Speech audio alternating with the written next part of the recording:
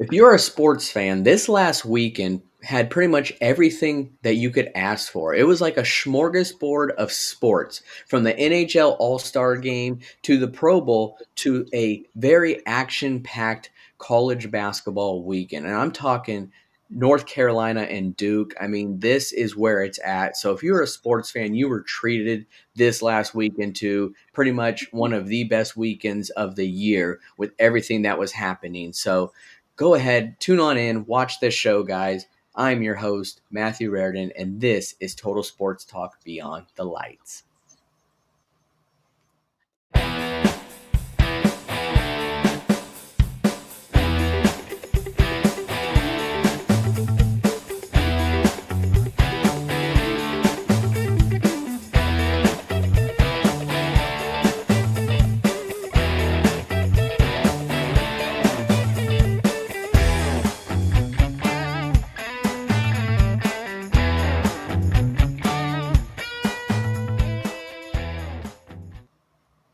What is going on, everyone, and welcome to another episode of Total Sports Talk Beyond the Lights.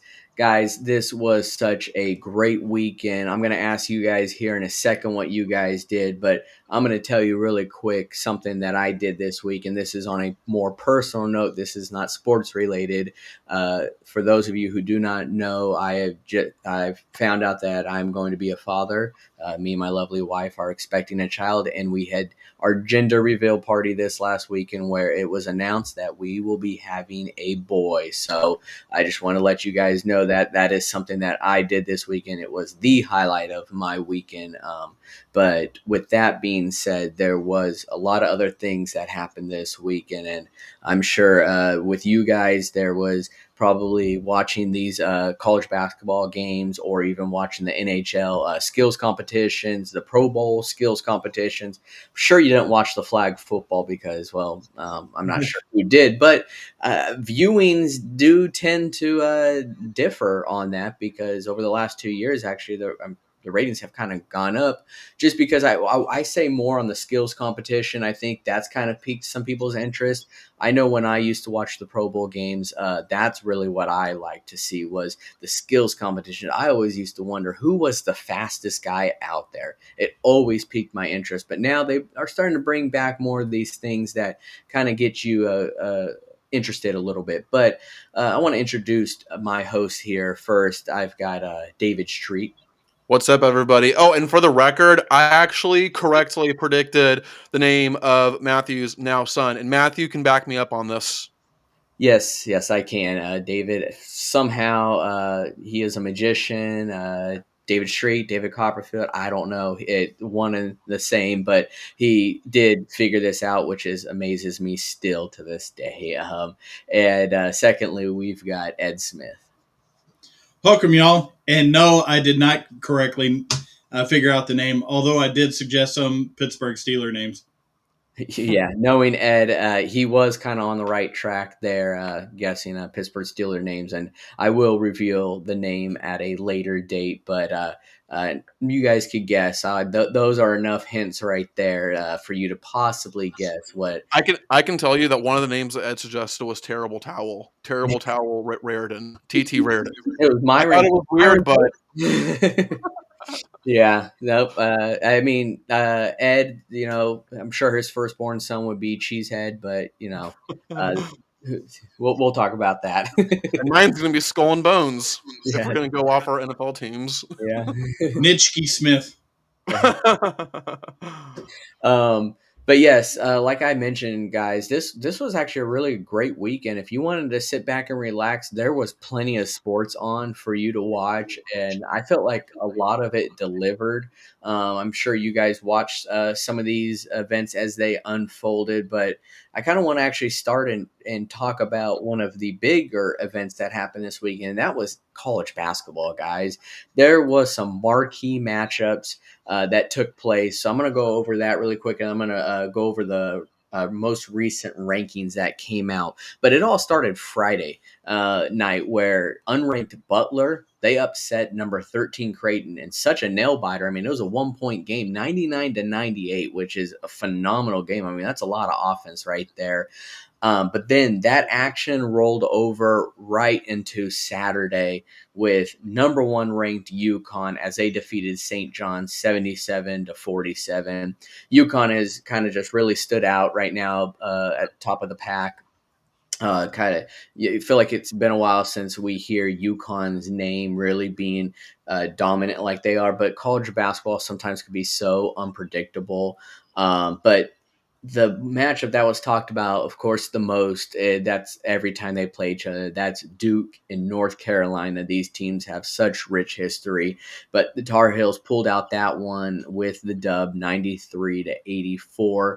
But we're not finished. We saw the number 8 Jayhawks take down the number 4 Houston Cougars by 13 points. And then we had a primetime SEC matchup. And I'm not just talking about an SEC matchup on the football field.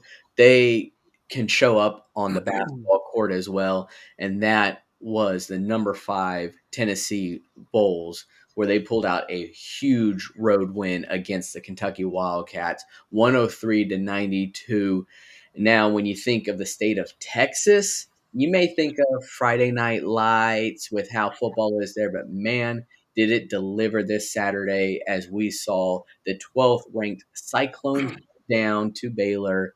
And well, they got bared down, no pun intended there, 70-68. And lastly, the unranked Hook'em Longhorns came into Fort Worth and had the last laugh as they held the horns up to the Horned Frogs with a 77-66 statement victory. But now On for the second worst basketball floor in the country. Tell us how you really feel, Ed. Tell us how you really feel. I'm sure it's behind Oregon's, but Oh, yeah. I know ever since Oregon released that court, nothing but just bad comments. But the rankings that just came out, and these are actually pay attention to these rankings because, well, we're going to talk about a couple games after these rankings. These rankings just came out on Monday. I'm just going to go over the top 10 here really quick. Number 1, UConn. Number 2, you've got Purdue. No surprise there in the 1-2. Number 3, North Carolina. And number 4, Kansas, especially with that upset victory over Houston. Houston only moved down one spot to the 5th spot. Tennessee with their victory over Kentucky. They're at number 6. You got Marquette at 7. Arizona at 8. And then Duke at 9. And to round out the top 10, you've got Illinois. So Duke, though, even though with the loss, they are only down to number 9. But since those rankings have came out, surprise, surprise, there has been some upsets already, as we have already seen North Carolina and Kansas go down with an upset victories since those rankings came out. So expect those to change. But at the end of the day, how much do these rankings really matter when it comes to March Madness? Because that's when we see the unthinkable happen, or you just never know what's going to happen come March. But just pay attention to some of these races within the conferences. I mean, Tennessee and Alabama are right there. You're going to see a lot of these races come down to the very end. So those are worth paying attention to. But before I ask you guys on some of these big Saturday weekend games, I just want to talk about, well, this show called Guys Night. Ladies, I'm sure you guys have wondered kind of what guys talk about behind closed doors, whether it's in the locker room or at the gym when they're with their bros, whatever it may be. Gentlemen, I mean, are you tired of kind of all the feminized chick shows where the dudes are censoring themselves because, well, ladies are present and you don't want to get canceled because, well, that does happen now? If yes, check out this new show called Guys Night. It is an American Daily Press special. It's just 3 dudes talking about dude stuff. There's no script. There's just no planning, no professionalism, just guys doing guy things. I mean, it's kind of like going to the local bar, the pub, dropping into the barracks, and just how guys talk. So feel free, drop in, subscribe, like, and leave comments to join the conversation. Dave and Rob like to read the best ones and answer questions in the next show, where it's Phil. If you guys know Phil, well, he likes to read the worst ones because, well, they make him laugh. It's just how he is. So tune in, guys. Grab an ice cold beverage of your choice and hang out with the guys tonight. Guys Night, check them out. American Daily Press special. But back to our special here, where I want to hear your guys' thoughts on some of the games that stood out to you this weekend, because there were plenty. So, David, I'm going to go ahead and start with you. What game kind of stood out to you the most? Well, Duke, North Carolina, man, like when you think of college basketball, the first thing that's going to pop up in a lot of people's heads is the Duke North Carolina rivalry. And Matthew, you already mentioned the score before being 93-84. But this game wasn't actually as close as the final score indicated. This was a game that North Carolina was in complete control of, like almost from the beginning. Like Duke led just one time, and that was when they scored the first couple of points of the game, and then there were like a few ties. But for the most part, this was North Carolina's game, and it helped that they were powered by their two-star players, Armando Bacot, who went 25, 10, and 5, I believe, and Harrison Ingram, who had 21 points, 13 boards, and 4 steals. And if you look across the board, I mean, North Carolina dominated Duke in 3-point percentage, assists, and they had significantly less turnovers. And certainly, what helped North Carolina is that home court advantage. I mean, Smith Center is one of the best, if not the best, home court advantage in college basketball. And with the victory, North Carolina now, I believe, moves to 144. 217 against Duke. And this actually kind of surprised me because I always thought the matchup between North Carolina and Duke was very, very close, but I didn't realize that North Carolina was actually that far ahead of Duke, and especially in Chapel Hill. Like they've dominated the Blue Devils in Chapel Hill. I think I saw all time there 66 and 39 against the Blue Devils in Chapel Hill. Now, in Smith Center, because the Heels haven't always played in the same arena. In Smith Center, it's a little closer, 21 and 18. But that's still obviously a winning record against them. But yeah, like I said, man, this game was not as close as the final score had indicated.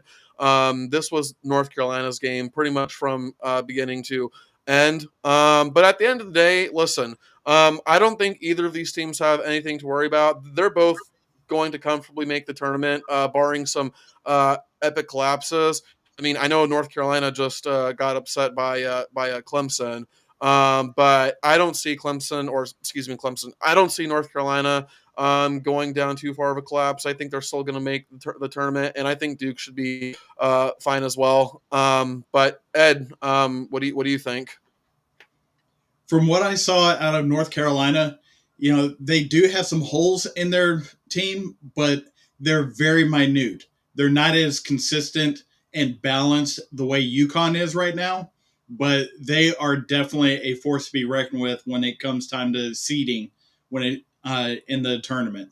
We'll see what happens in the ACC tournament at the end of the season, because when you're talking about Duke going into North Carolina, they've done it 150 times.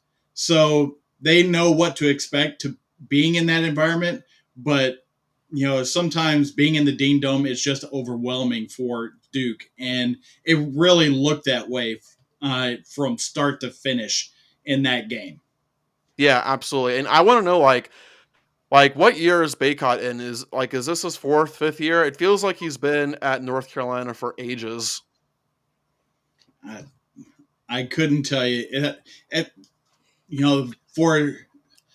For watching North Carolina basketball, I can't remember the last time I looked at that roster and did not see his name on it. Yeah, exactly. Yeah, I mean, we've already said it several times with Duke and North Carolina kind of being the staple. We all remember the days of Coach K and Roy Williams always battling it out. It seemed like their names were synonymous with March Madness, or their names were synonymous with college basketball, just as Alabama is with college football. That's just how it was. And I'll go one more. I remember several years of uh, Coach K and Dean Smith, Yeah. you know, trolling that sideline. Roy Williams was the coach at Kansas Yep. before he went over to North Carolina. So that has been a top flight rivalry for my entire lifetime. And you guys talk about how old I am every single day that I talk to you. Yeah. So just imagine how long that really feels like to me, to Mhm. see those two programs always have been part of the legacy of college basketball. Yeah. Yeah. They could be unranked and we'd still tune in to watch them because that's just how much of a fun rivalry it's been to watch as a fan. And also, like, when it comes to, like, either Duke or North Carolina, it's like, you just know that they're never going to be down too bad. Like, even, like, last year, North Carolina missed the tournament entirely, and now this year, they're pretty much a lock to make it in. Yeah, absolutely. So that is something to keep an eye on to see from a team that wasn't in it last year to now not only making it, but could they possibly win it? That's there's always gonna be a question mark because anything can happen in March. I know earlier I talked about UConn and not really having that relevance. Yes, they won last year; they were a fourth seed, but it's anyone could win. It's anyone's game at any given time. It's almost like which one seed is going to go down first. That seems to Mhm. be the story. Is there going to be another 16 seed that wins this year? Well, Vegas, I'll be interested to see those odds. But there's actually a couple other games that happened this weekend and go kind of floating into this week, and that is a Kansas weekend. And Ed, you're going to kind of tell us more of what you saw this weekend out of Kansas. Yeah, going from a rivalry in which the other team has been in each other's dome for 150 games, this is the first time Houston made the trip to Fog Allen Fieldhouse, and not as a conference opponent. I wasn't able to go back and find where they had actually played out of conference, but with Houston, BYU, uh, entering the conference this year, this is the first conference game that Houston played in Lawrence, Kansas, and it's an experience they will not forget because you know that that place is so difficult for a team that's never been there before to experience. They looked rattled. Houston looked rattled, and this is a team that really prides itself on the defensive side of the ball. I mean, normally they only uh, gave up 35.5% field goal percentage. You know, you turn around and have the first 9 of 10 shots drop, for Kansas against them. They were shell shocked, and they looked shell shocked for, for the first half for sure. And it just, Kansas kept the momentum going through the rest of the game.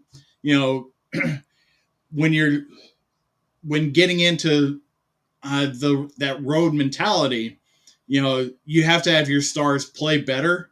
Uh, it looked like Kansas was playing the defense that Houston is known for, because Houston only shot 36% from the field, 31% behind the arc. That's not their game. Their game is if they can stop you from scoring enough, then they're going to stay in it and then they're going to beat you in the end. Kansas would not let that happen. You're talking about a team I had not seen this in quite some time. Kansas shot 69% from the floor and 46% behind the arc. That is a lot, especially against a team that prides itself on the defensive end of the floor. They really stretched them, side to side on the court, and they knocked down big shot after big shot after big shot. And it's the home court that really carried them, because we've all seen it. We've all seen the crowd, the energy that the Kansas faithful give the Jayhawks on the court. And, they just took it over. They knew this was a big game to assert their dominance still in the Big 12 when, the rankings had them all behind Houston going into this weekend. They need to show the country, remind them who Kansas is and who Bill Self is as a head coach. So when Sampson brings that group in, they know this is Big 12 country. This is Kansas country. They've got to earn their right at the top of this mountain. But so in the end, 78-65 was the final score. You had Hunter Dickinson with 20 points, and he had 8 rebounds. Very solid. Uh, Furphy had 17 points. McCullough had 17 points. They really carried the offense, but the whole Kansas team carried that offense. Now, not to say that there weren't some Cougars that didn't have a decent game. I mean, Roberts had a double-double. Cryer had 24 points, but it just wasn't enough to overcome the wave of emotion that Fog Island Fieldhouse gives the home team. Now, the issue becomes what happens when you leave that environment. And Kansas had to go play the little brother. They went and played at Kansas State, on Monday night, and it just wasn't the same. It was an environment that was not as raucous as Fog Allen, but it was an environment that suited Kansas State, and it really carried them to overtime. And overtime is where Kansas State really excels. They have won 11 straight overtime games. Woo. And which That's is insane. That is an insane stat. And they needed it because they needed to get to that overtime because this is a team coming off of a 4-game losing streak. And, what better way to do it than beat your in-state rival, being the little brother to Kansas in basketball. What better way to stop that losing streak than beating Big Brother in your house, with the national audience of Big Monday basketball, and they showed out the defense that Kansas showed out to Houston over the weekend because the Jayhawks went from that 69% shooting down to 41 and only 20% behind the arc. A huge difference when you're talking about one game to the next, not being at home and then being on the road. So, at the end of that game, Kansas State finally pulled it out at 75-70. And, yes, Kansas jumped in the rankings after beating Houston. They'll probably drop a little bit, but I don't see them getting any lower than a 2 seed when we come tournament time, for those seedings. And, I'm sure, guys, that y'all, kind of clicked in and or at least saw some score updates on this. Were there any points that y'all saw out of these 2 games that stood out to you? I think shooting 69% from the field as a team is incredible, and 46% beyond the arc. I mean, that's such an incredible feat. And if you have a team that can do that, you should be pulling out a victory easily when you're putting those kind of numbers. You look at the Golden State Warriors, what they were able to do for so many years is. They prided themselves not only beyond the arc, but they were such an incredible offensive team, and it really helped them win as they won multiple championships. But to see Kansas do that against a team like Houston, I think is incredible. It shows you what Kansas can do and how they're still a powerhouse. Then they go in with that high and they lose to Kansas State. You never know, but you could slip up at any given point. So you absolutely cannot take a night off in the Big 12. No. Yeah. Well, I tell you what, Kansas may have been they may be inconsistent, or they may have like moments of inconsistency, but who has not been inconsistent? Hunter Dickinson. He has been as good as advertised. He was, far and away the most hyped player coming into the season, at least from the transfer portal, and for good reason. And he has not disappointed at all. No. I mean, Kansas needed someone like that, and I think his name you're going to hear him a lot come March. That's for sure. Mm-hmm. Yeah, for sure.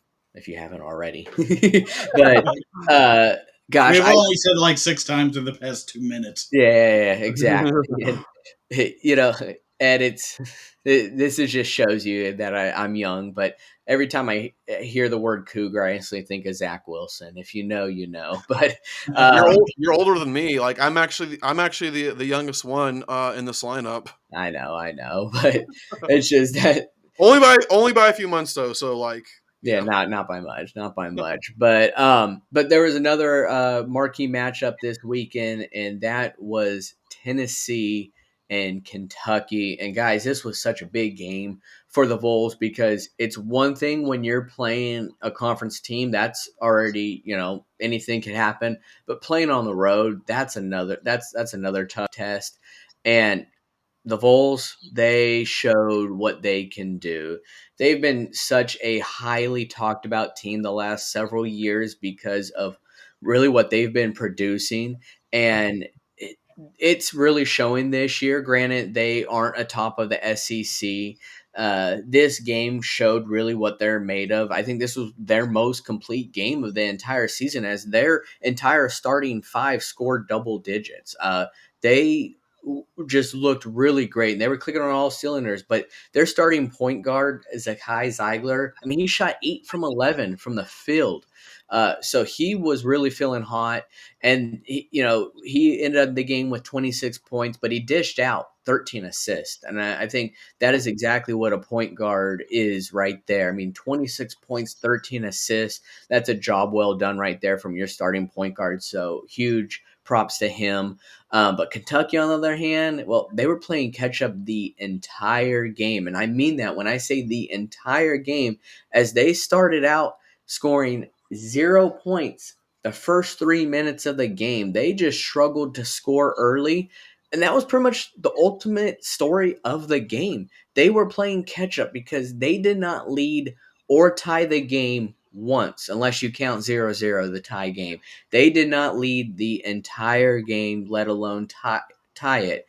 That's just how much they were playing catch up. But they did come within 1 point in the early minutes of the second half, when they cut the score to 46-45. But that would be the closest that they would see the rest of the game, as the Bulls stretched out. I mean, their largest lead of the second half was 12 points at one point.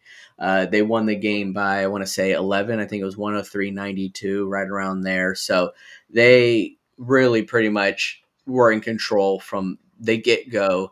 And guys, I mean, this was on the road. This is big. Road games are not easy to win, but Tennessee, I just think that they looked amazing, and they're one game behind Alabama within the conference right now. If you're paying attention to those races, they are one game, but the Wildcats, they fell down to 3 games back. So it's just the Wildcats. They just don't really seem to have that it factor that they once had when you're talking about, Devin Booker being there, Willie Cauley-Stein, DeMarcus Cousins, all those guys that they brought out of there.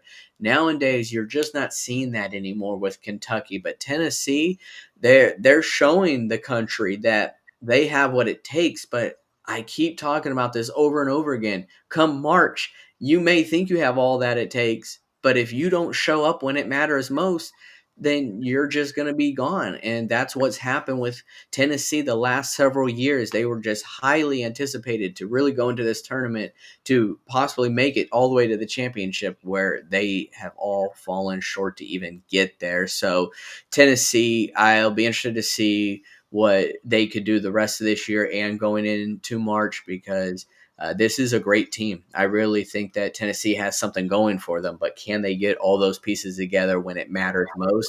That is something that will be answered come March. Yeah. Well, I mean, listen, like at the end of the day, I just cannot trust a Rick Barnes team in March. And quite frankly, if Tennessee wasn't able to win it all back when they had guys like Admiral Schofield, Grant Williams, like that team was insane. Like if that team under Rick Barnes couldn't win it all, then I'm sorry, like I cannot trust any other Tennessee team under Rick Barnes to win the whole thing. How dare you take my point? Because I'm somebody that saw Rick Sorry, Barnes Ed. for 10 years at Texas do the exact same thing that he does at Tennessee. So, you know, so I'm going back to like TJ Ford and, DJ Augustine and uh, oh, I, I, he got Kevin Durant in there Yeah. into Texas, and also LaMarcus Aldridge. That's the name I was thinking of. Yeah. If you can't win with those guys, what are you doing? Yeah. Maybe you need to look at, maybe it's a you problem, dude. So, to see Tennessee, do so well in the regular season, uh, and be such a tough team during the regular season, and then to just fold up a tent like a tent, when you get to, winning time, Yeah. that's always been Rick Barnes's, biggest thing in my eyes from the years that I've seen him coach. Yeah, that's his specialty is losing when it matters most instead of Yeah. winning. So when we see the complete opposite with Calipari. I mean, I just talked about how he all the stars he had on his team, he was winning with those stars for the most part. But now since he doesn't have those stars anymore, where is he at? I mean, it's Yeah. just I mean, that like the one year that Kentucky won it all under Calipari, I mean, like that team was just an all-time great team, man. Like those guys were just absurd. I mean, going 38-2 in men's basketball is incredible. yeah. I mean, Every team looks better when you have the best athletes on the floor. Yeah. Yeah, that's what I'm saying. That's why it's like it's also a you problem when it comes to him because was it really him or was it the players that really won that championship for that team? Well, and that's the thing too with Rick Barnes, man. It's like you pretty much said it yourself that they won in spite of Calipari, and like I feel like what it's going to take for Rick Barnes to finally win it all is that he's going to have to have a roster that is just so far ahead of everybody else that they can practically coach themselves that they don't need Rick Barnes. I got a quick comp. Let me see if y'all, it just came to mind, just off the top of my head. Rick Barnes is the college basketball equivalent to Mike McCarthy. Oh, that is brutal. Oh, I like it. Obviously, only difference being that McCarthy at least has a championship, but otherwise, I think that's pretty spot on. He basically had a quarterback that played well above what McCarthy was able to do on his own. So Yeah. Yeah, you mean Jason Garrett or anyone who was the Cowboys coach? Pretty much, there it is. That's kind of pretty much how it is. but there was more than just college basketball that happened this weekend.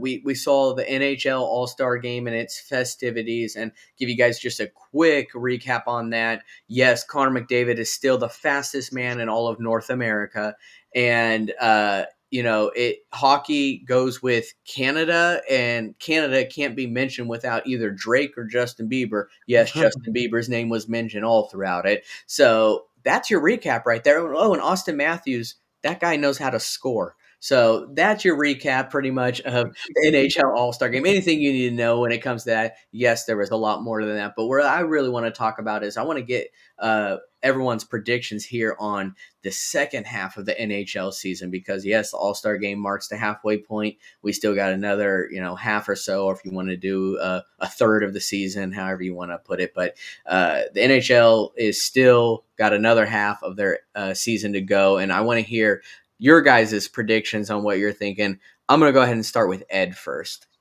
I appreciate you starting with me first, Matthew, because being in not a hockey town and not knowing as much as you guys do, I want to take some of the low-hanging fruit if I could.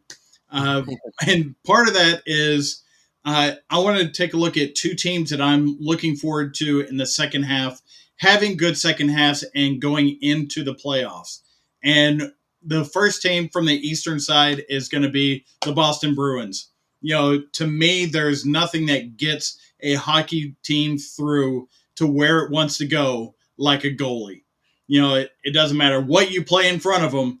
If you've got a red hot goalie, you have a chance to go much further. And I point no further than Jake Ottinger a couple of years ago in the playoffs when he was nothing but a brick wall. And when there was nothing in front of him offensively. So That's what I look to. And when you're looking at Boston, they've got Jeremy Swayman. You know, he is working on a contract year. He is playing on a contract year, so he is really proving his point that he needs to get paid a lot more than he would have been signed for over the last summer. And it's working out for him this time. So the further you get through this year and into the playoffs, with Boston's style of hockey, you know, he is going to be so crucial, getting, you know, getting between the pipes, you know, creating that wall in front of the net and just helping that team, accomplish their goal. Because right now, you could say that they're top, three or four, even top two in hockey right now. So, and a big part of that is, not giving up goals that are just gimmies and then being able to turn it around and get goals on the other end. Now, the other team that I would be looking for on the Western side, and surprise, surprise, they are the story of hockey right now, it's the Edmonton Oilers. You know, no, man, the Oilers. That is, I am all about it. You know, maybe a different sport, but sure, I'll take it. You know, but how far we have come since November when the Oilers were 3-9-1. I mean, right now they are on a win streak for the ages, and as of us talking right now, they are in the midst of playing the Golden Knights, which is going to be one of their roadblocks to get to where they want to go. I'm thinking that the Oilers are going to wind up, getting, riding this momentum all the way through the regular season, because of the offense and because of Connor McDavid. But what have we consistently seen in every sport? Teams that rely on their offense to get to the playoffs. Their physicality gasses out when it comes to the defensive side, and that's what you need to win it all. So I would see them go, probably in the top four seeds into the playoffs, but I would definitely see them out within the first round to two rounds. For the Simple as that. Just because there's going to be more physical teams out there that will be able to bully them into submission. For context, the record, by the way, the Edmonton Oilers need just one more win to tie the all-time season win streak, which was set by the Pittsburgh Penguins in the 90s. And Yeah. yes, I checked my phone for that. Okay, we like to check our sources here, folks. Yeah, yeah. Those are great points, Ed, and I think you are spot on when it comes to the goalie. If you look at pretty much almost every great team, especially going into the Stanley Cups, it is always backed by an amazing goalie. So I think the goalie play really helps the momentum of the game. If you watch every hockey game at the end, they go straight up to the goalie. They thank him, they congratulate him because that's pretty much the center of a great team is their goalie. But I was going to go straight here to David, and I'm still going to, but I have a feeling that me and David are probably going to have a lot of the same talking points here of our predictions. So I kind of want to do a quick back and forth between me and David. So David, first, I want to hear your predictions for the President's Trophy. I mean, I feel like we could be very close here. Mm-hmm. Well, I mean, as we all know, I mean, the President's Trophy race right now is between the Vancouver Canucks and the Boston Bruins. Right now, I think the Canucks are ahead of the Bruins by a couple of points. But you know what, Matthew? I actually have the Bruins clinching the President's Trophy for the second year in a row for simple reason really. I think the Bruins experience ultimately is going to be what pushes them over. Like the Canucks are kind of that like young up and coming team. They really have like kind of come out of nowhere. Like I wouldn't say it's surprising that they're doing good. I think like they've been building up to this point, but I don't think anybody expected them to be as dominant as they are right now. But at the end of the day, I think Boston's experience is going to push them over the edge, and I have the Bruins clinching the best record for the second straight year. How about you? Yeah, so actually, I think right now, I think it's tied. I think they're at 71 points apiece right now between the two. I mean, they're pretty close. I I could be think it's wrong. that. I think the Canucks have 73 points now. I think they. I Oh, think they played today. okay. Yeah, they beat the Hurricanes 3-2. Okay, so currently, okay, yeah. Yeah, But I'm still with David here. I do think that the Bruins are going to take the President's Trophy, which they should probably avoid like the plague. If you know, you know, and I'm going to explain here. We talked about earlier March Madness, the 16th seed, possibly upsetting number one seed. Well, when it comes to the Stanley Cup's playoffs, if you got the President's Trophy, you're almost guaranteed not making it out of the first round. That there. as a fan of a team that won the President's Trophy, trust me, I know. I want to forget that moment, but I can't.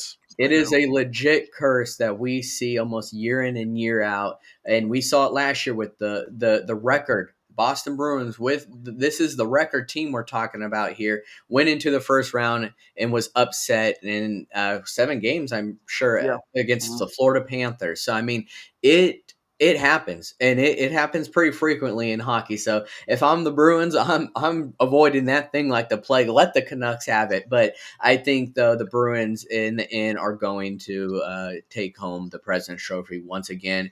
Actually, the Canucks.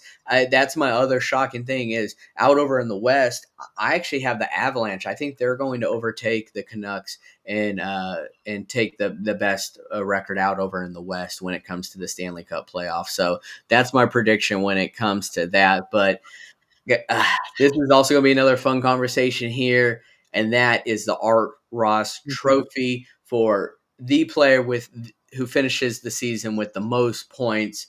Um, David, I'm gonna go ahead and get your prediction, and just for fun, I'm gonna let Ed give just say a name for a prediction too, Ed. Which trophy is this? Pretty much, Art Ross. yeah, Art Ross. So the person who scores the most points Oh, for a well, team or for I already said his name. It's Connor. He's just going to outskate everybody, and you put Connor McDavid out there with Apollo Ono. Let's see who's faster. I That's Yeah. all I can say upon that. Well, actually, here I'll take this one first, and I'll let David actually finish this one off. So the Art Ross Trophy right now is a tie up at the top at 85 points between David's fan favorite of Kucherov out of Tampa Bay Lightning and Nathan McKinnon out of the Colorado Avalanche. And notice I did not mention Ed's prediction, Connor McDavid, who has won the last 3 in a row Art Ross trophies in the last five out of the last 7. That's just how dominant Connor McDavid is with hockey as of recent. But he's currently sitting at 67 points. That's going to be pretty tough stretch for him to get. It's not the easiest road ahead, especially if he wants to try to keep on pace with none other than the great one who But given holds. that real quick, given that it is Connor McDavid, certainly you would not be surprised if the dude just went superhuman in the second half. Yeah, and as the team, Edmonton Oilers has. I mean, they lost 12 out of their first 13 games of the year, I'm pretty sure, and now here they are 1 game away from tying the record for most games in a row with a win. So So that would that make Connor McDavid kind of like a Dan Marino type? To have all the individual accolades, but no team wins. It. Are you saying that he's stepping back for the good of the team, as opposed to trying to get all the points for himself? I suppose so. Yeah, I mean, it very well could be. Like David said, it's Connor McDavid we're talking about. He could come out of left field here and really just end up winning this thing like it's easy. So I would not be shocked in the slightest. But like I was saying, the great one, Wayne Gretzky, does hold the record with 7 straight Art Ross trophies. I mean, he is. That's why he is regarded as the goat. But Connor McDavid, though, is one of those that is uh, he could pass this, but I think at the end it's going to be Kucherov who does take home the Art Ross trophy. So, David, you may like my prediction there, but we'll see if you have the same. I wish I had a different prediction because debate is fun. But no, I agree with you, Matthew. I'm also going to take Kucherov, and the reason why I'm taking Kucherov is because I think the Lightning are going to be a little more reliant on Kucherov to help them, get to a playoff spot. Because like right now, like the Lightning are in a playoff spot right now. But like the Avalanche are in a much more comfortable position than the Lightning are. And I'm not saying the Avs are going to do it, but it would not surprise me if they rested Nathan McKinnon. I'm not saying it's going to happen to people, so like just calm down. I'm just saying I would not be surprised if they rested McKinnon in the end when the Avs clinch the playoffs. So I think the Lightning are going to rely more on Cooch to help them ultimately clinch a playoff spot, and that's why I have Cooch clinching the Art Ross Trophy. All right. Yep. So I mean, we're kind of we are in agreement with kind of our picks here, actually. I Uh, don't think we're going to be in agreement with our playoff predictions, though.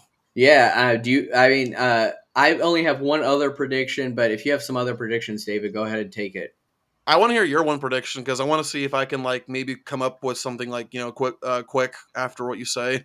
Well, I know you will be able to, and this is a tough prediction for me because this one hits a little bit more at home. But my prediction this year is for the second year in a row, the Penguins do not make the playoffs, and that will be the end of Coach Sullivan.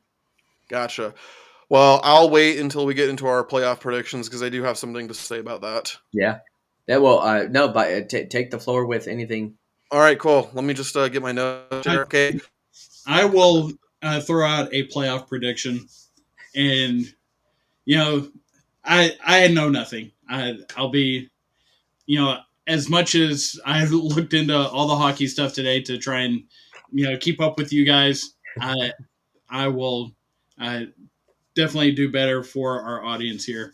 Um, but I'm gonna do a quick prediction saying that the Knights and the Stars will be in the Western Conference Finals again. You Okay. know, we'll see Yeah. Ottinger kind of get over these nagging injuries, uh, that have plagued him, so they won't have to worry as much on the backup goalie uh, filling in for him. And they both have been there before. They are both physical. They are both tough, and they can play the game on their terms. The only other team that I would see kind of get in their way is the Avalanche, but that's a long way down the road. Uh, those are the two teams that I do see as the class of the Western Conference, and that's why I would expect them to be in the Western Conference Finals again. Okay. Yeah, I love it. Let's get into the playoff predictions. Give you my Eastons and my Wins. Go over to Matthew. And for those of you watching who don't know the way that the playoff format works and the NHL is that for each conference, the teams that make the playoffs, it's the first three seeds from each division, and then the first two seeds from the wild card standings, right? So in the Atlantic Division, shocker, shocker. If I have the Bruins winning the President's Trophy, then obviously I have them winning the Atlantic, okay? So I have the Bruins winning the Atlantic, and then the Panthers coming in second, and the Lightning coming in third. That is actually the current standing right now, and I think it's going to stay that way. So I think those three teams are going to make the playoffs. Then we move on to the Metro Division. So as of right now, the New York Rangers are in the lead in the Metro Division. But guys, I actually think that the Hurricanes are going to overtake the Rangers, and I have the Hurricanes winning the Metro Division. So in order in the Metro, I have the Hurricanes, followed by the Rangers, followed by the Flyers. The Flyers are in a rough patch, a bit of a rough patch right now, but I think they're still going to make the playoffs as the third seed from the Metro Division. Now we move on to the wild card, and this is where things get interesting because as of right now, the Maple Leafs and the Red Wings are the top two teams in the Eastern Wild Card standings. Okay, Red Wings fans, you guys have been experiencing some turmoil with your hockey team lately, but no more, because I am predicting that you guys are going to clinch a wild card spot. I got you guys clinching the first wild card spot in the Eastern Conference, and then Matthew, you're gonna love this, but I actually have the Maple Leafs missing the playoffs, and I think the Penguins are going to have a second half surge, and I think they're going to clinch. I just cannot see the Penguins missing the playoffs again. Not when you have guys like Sidney Crosby and Evgeny Malkin and Chris Letang. And those guys. So I think your Penguins are going to have a second half surge, and I think they're going to clinch the final well in the and actually, Matthew, why don't we go ahead and listen to your Eastern predictions, just because I don't want to talk too much, and then Yeah, we'll move on. yeah, no. So I mean, actually, I'm pretty similar to yours actually, but I had more of my predictions on who I think's going to be the final two in the end when it comes to the East versus West in the Stanley Cup Finals. So I was going to get to that once you were actually done with your whole playoff rankings itself. So if you want to Okay. get to that, then we can. Okay. Cool. All right. So right now, in the West, um, so the current top three in the Central Division are the Stars, the Avalanche, and the Jets. But how I think it's going to play out in the end, I think the Jets are actually going to clinch the Central Division. I think the Stars are going to be second in that division, and I actually have the Avs dropping to third. In the Pacific Division, right now the standings are the Canucks, Golden Knights, and the Oilers. I think the Canucks are going to win the Pacific, and I think they're going to win the Western Conference as a whole. Like, they're going to clinch the best record in the Western Conference. But I have the Oilers coming in to that second spot in the Pacific Division, and the Golden Knights being third. And then as for the wild card position, listen, I know the Kings just recently fired their head coach. But it's funny, like, every so often we always, like, there's always that one team whenever they fire their head coach, and like they just go on this insane run. I'm not saying it's gonna happen with the Kings, but maybe it happens with the Kings. Well, right now the Kings are holding on to the first wild card spot in the Western Conference, and I think they're gonna clinch the first wild card spot. And then the Blues currently hold the second wild card spot, but I actually do not have the Blues making the playoffs. I have the Nashville Predators taking that second wild card spot. And there you have it. Those are all I think are to make the playoffs. Yeah, I mean those are all great points, David. I mean, a little shocking with the Avalanche, but I mean, the Stars are playing really great hockey, so maybe they can take over there, and Avalanche fall down to three, but regardless, they still make the playoffs there. But I Ed gave his prediction for the Western Conference finals. Me, on the other hand, I have my prediction on who I just. It's just this is our prediction just going into the second half here, and maybe a wild one, but in the Stanley Cup Finals, I actually have it, and this is a shocking one, to the New York Rangers versus the Colorado Avalanche. I just think that I think these teams, more the Rangers, are really going to surprise some people. I know they're sitting in a great spot right now, but when it comes down the stretch, Panarin, Zibanejad, and Kreider, I think, are going to be the real leaders of this team in the playoffs. And then I've always been really high on Cale Makar. I think he is an amazing player for the Avalanche. And then McKinnon, he's always a top there too. So I think you're going to see those two really lead their team when it comes to the playoffs. So those are my predictions, actually, just for the Stanley Cup Final. In the end, I got the Avalanche versus the New York Rangers.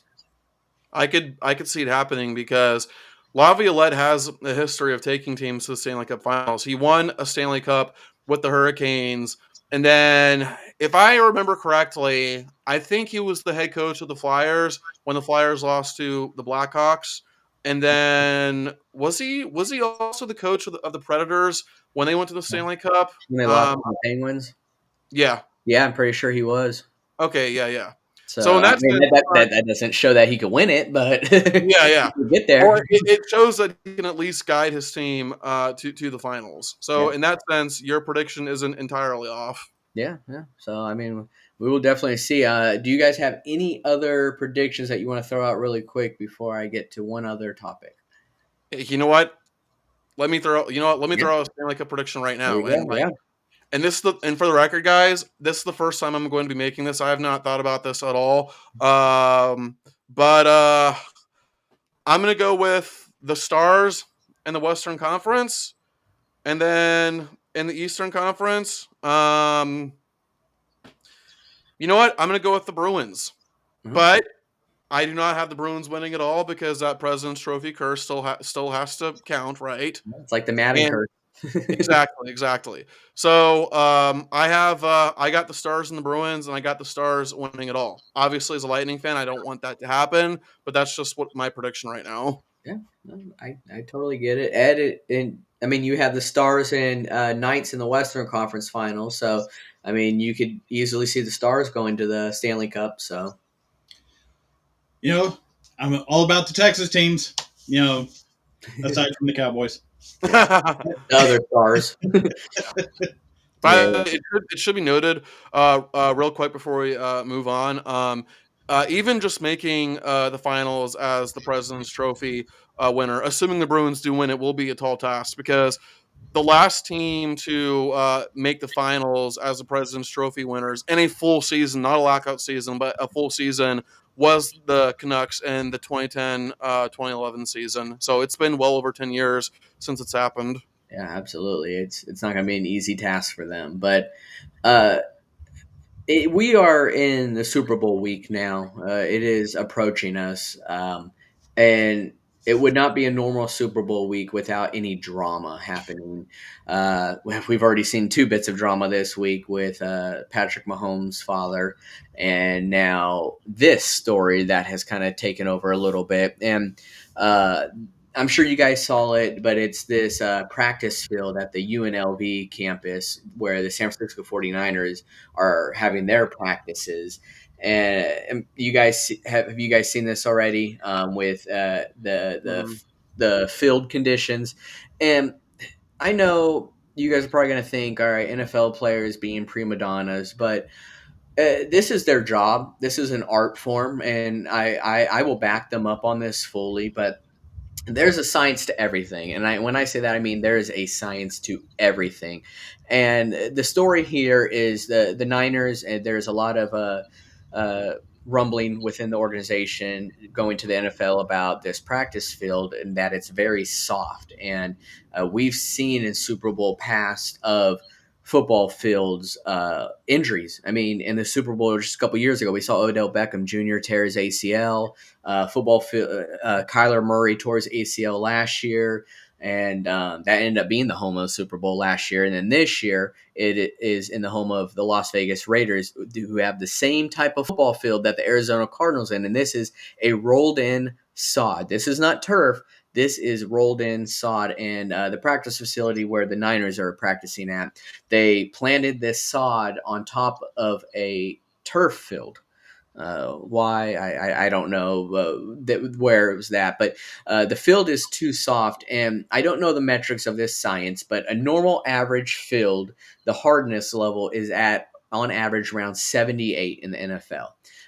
It goes to as low as 70. That is the lowest when it comes to a hardness level. Well, this practice field the Niners are on is in the 50s. So you see how big of a change that is. That's 20-point different right there.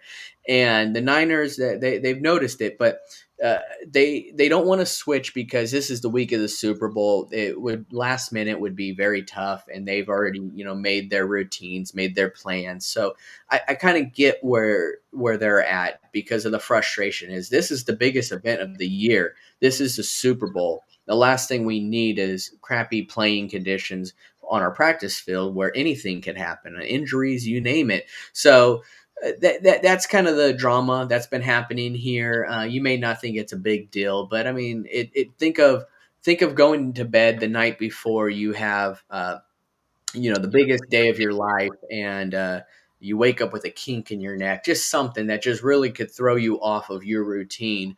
You try to prevent that as much as you can, and that's what the Niners are trying to do here is prevent that from happening. But unfortunately, it's already there. There's nothing that can be done from it. It's just kind of frustration. So, David, I'll get your take on that.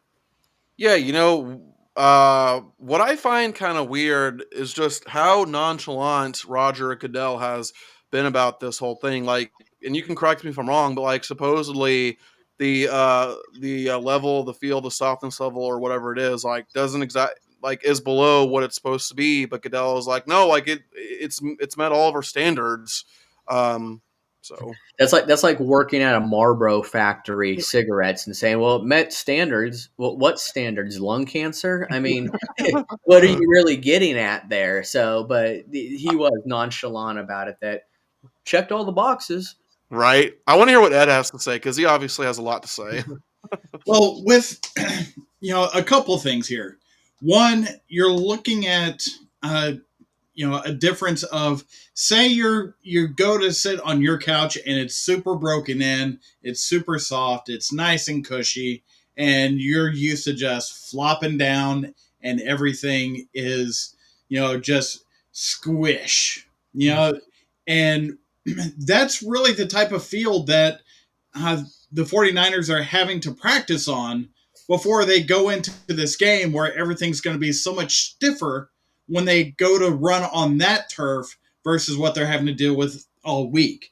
So it's already bad enough that you're not playing on your own field, but a to practice on a different surface than you're used to, and then to play on a different surface from that, which they're going to be two totally different ones to begin with. The increase of injury risk is so great that you're having players like Nick Bosa and George Kittle, who have been outspoken proponents for turf fields being eliminated, uh, because they're looking at the data that shows how much injury takes place when cleats get caught, when feet twist, when knees twist, all these different things, because there's such inconsistency in the playing surface that these guys are going 100 miles an hour at each other on every play. We take a look at last year's Super Bowl. The field was slick, and it caused a whole lot of footing problems, which the players were, once again, they were up in arms about the surface not meeting a standard that should be across all stadiums, not just, 1 to 1 to 1 to 1. So that is the big issue in my mind is I'm with the players on this. There should be a standard, cushion level of the field that is across all stadiums, because when you have a product that is worth that much per person on the field, they need to protect that as much as they can for the things that can be controlled.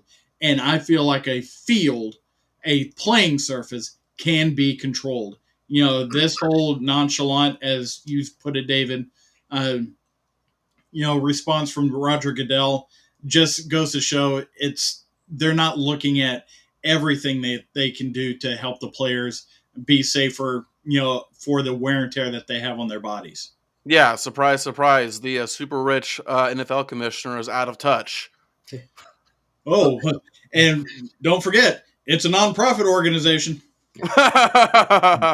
Yeah, nonprofit my ass. Yeah, it's what needs to happen for this, because I guarantee you, and I wish no ill will on anyone, but I guarantee you, first play of the game, if Mahomes tore his ACL, this would be the worst Super Bowl ever, because who are the Chiefs' backup quarterback, and then the NFL will be like, oh, you know what, we should make every field the same no matter what. Oh, gee, you know what everyone has been arguing about for years Right? now, You because think?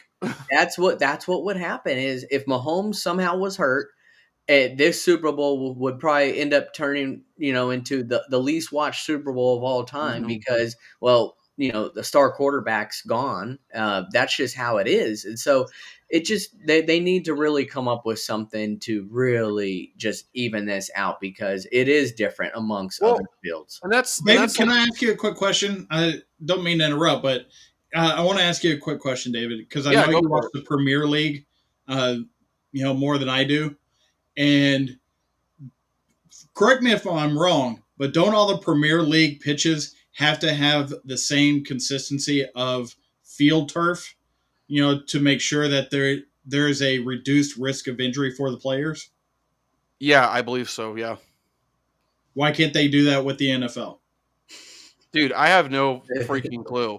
And to kind of jump off your point, Matthew, and like what's I mean, obviously you don't want injuries to happen to anybody, but what's sad is that like if like some like if some guy on the offensive line for either team that like nobody really cares about, like if he got injured, then like the reaction from the NFL will be like, well, that sucks, but hope you feel better. But of course, if a guy like Mahomes goes down, then it's like, well, we need to do something about this. And I understand because Mahomes is a marketing monster. But still, No, that's my point too. So I agree, David. Is that what is it going to take to for this to actually happen, to get the wheels in motion? Because it's been complained about for a while now, and I'm not saying they aren't doing anything. I know that they have a science to a lot of these things, but it still is not working. Players are still complaining. I know nothing will ever be perfect, but do something like what Ed was saying with the Premier League, is that it is the standard and the standard alone. And yes, I know soccer players are famous for flopping a lot, but their injury rates probably aren't as much as what we're seeing in the NFL with these turf injuries. I mean, shoot, turf toe. You look at Darren McFadden; he was out with turf toe almost every other week for the Raiders. But it seems like there's always something with the football field turfs nowadays in the NFL. You say turf toe. Uh, for as great as Deion Sanders was, that was the injury that knocked him out of football. Yeah.